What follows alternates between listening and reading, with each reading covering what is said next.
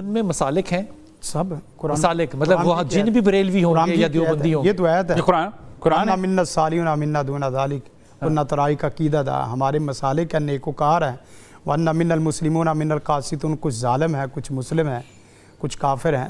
نہیں مسالک کا کہاں پہ ذکر ہے کہ یہ دیوبندی ہوں گے؟ یہ سارے مسالک جب دیکھیں جی اللہ نے انہیں عبادت کے لیے پیدا فرمایا وما خلقت الجن والانس الا لیعبدون. مطلب بریلوی دیوبندی کہاں سے؟ سن لیجئے یار بات آپ نہیں سن کہ جب اللہ نے انہیں عبادت کے لیے کیا ہے تو کیا ان میں اختلاف رائے نہیں ہو سکتا؟ یہ اسمپشن ہے. نہیں دیکھیے جب عبادت کے لیے پیدا کیا ہے قرآن یہ کہہ رہا ہے تو ان میں اختلاف رائے بھی ہو سکتا ہے.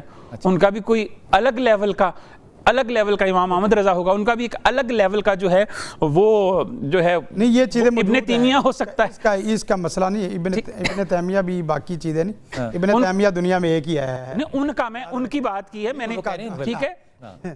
اصل چیز یہ ہے کہ جو مسکن کی بات ہو رہی تھی کوئی ایسی جگہ نہیں ہے جہاں جنات نہ ہو. چھوٹی جگہ پہ بھی آ سکتے ہیں, چھوٹی سے چھوٹی بڑی سے بڑی جگہ پہ بھی, بڑی سے بڑی جگہ نہیں ہے جہاں. اچھا یہ چڑیلیں کیا چیز ہے؟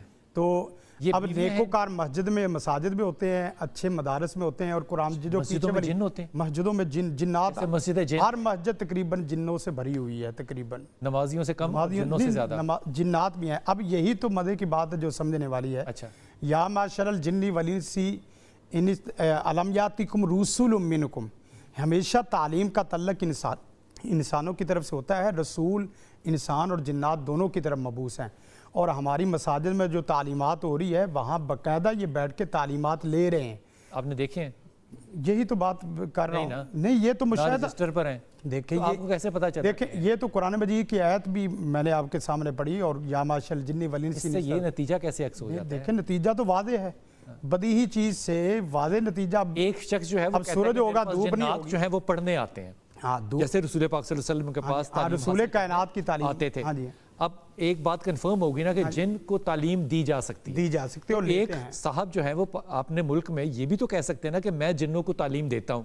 ضروری تو نہیں ہے کہ وہ غائب حالت میں تعلیم دیتے ہوں, وہ حاضر حالت میں بھی تعلیم حاضر حالت میں ہوتے ہیں باقاعدہ. یہ تو باقاعدہ روزانہ کی بنیاد پہ مکالمے ہم نے آپ سے یہ سیکھا, آپ سے یہ سیکھا.